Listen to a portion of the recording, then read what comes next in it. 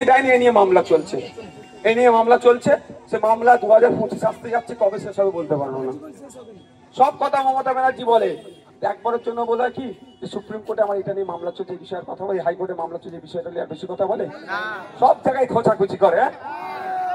High court থেকে চোরেদেরকে বাঁচানোর জন্য, চোরেদের কি বললাম, চাকরি চোর, কি চাকরি চোরেদেরকে বাঁচানোর জন্য হাইকোর্ট থেকে সুপ্রিম কোর্টে মামলা করতে চলে যায়।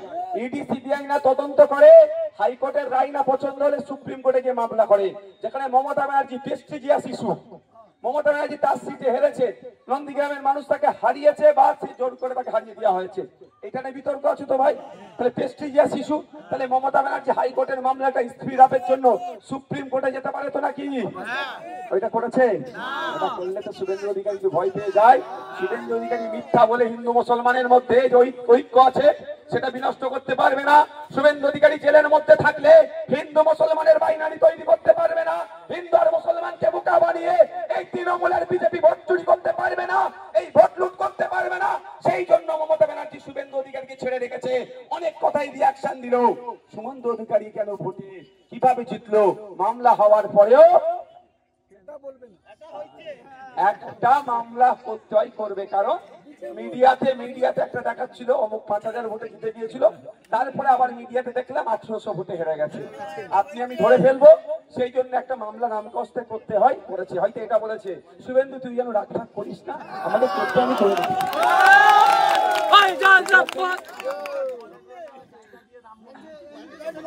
কি বলছি বুঝতে পেরেছেন? কি বলছি বুঝতে পারছেন?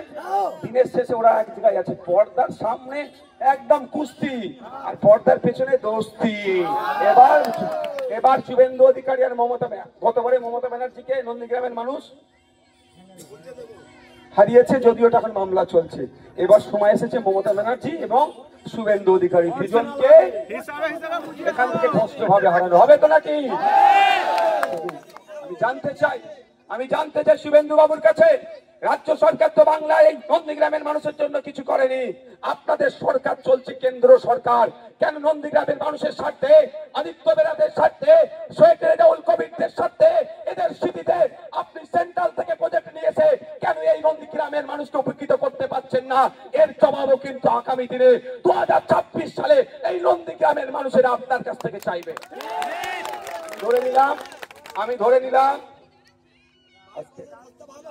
আমি ধরে নিলাম রাজ্য সরকার করতে দিচ্ছে না শুভেন্দু অধিকারীকে, মেনে নিচ্ছি। শুভেন্দু অধিকারী তো আর একটা সরকার চলছে, কি সরকার? কেন্দ্র সরকার। তাহলে কেন্দ্রের প্রজেক্ট নিয়ে এসেছে, এনেছে, ওরাও চাই নন্দীগ্রামের কি হিন্দু কি মুসলমান এই দুরবস্থার মধ্যে থাকুক।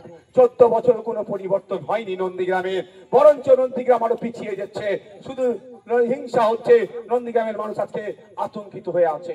তাই বন্ধুগণ, আমাদের সময় এসেছে, 2026 সাল আসছে, আমাদের বুঝিয়ে দিতে হবে, একদিকে আমরা শুভেন্দু অধিকারীর বিজেপি দলকে বুঝাবো, অপরদিকে আমরা মমতা ব্যানার্জির তৃণমূলকে বুঝিয়ে দেব নন্দীগ্রামের মাটি বিপ্লবের মাটি, সর্বোপরি মেদিনীপুরের মাটি বিপ্লবের মাটি।